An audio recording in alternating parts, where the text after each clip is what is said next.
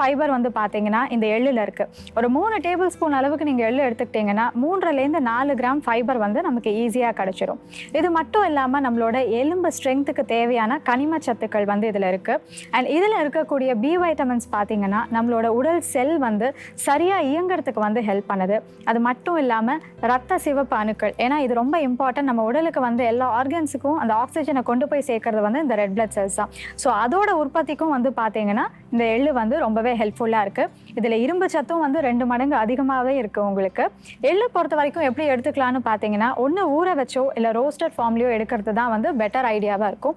ஏன்னா இதில் oxalates and ஃபைட்டேட்ஸ் இருக்கிறதுனால நீங்கள் பச்சையாக சாப்பிடும்போது என்ன ஆகுதுன்னா அது அந்த மீதி நியூட்ரியன்ஸும் அப்சார்ப் பண்ண விடாமல் தடுக்குது. ஸோ அதனால் எப்போவுமே நீங்கள் வறுத்து எடுத்துக்கோங்க, இல்லாட்டி ஊற வச்சு அந்த எள்ளு வந்து கன்சியூம் பண்ணலாம்.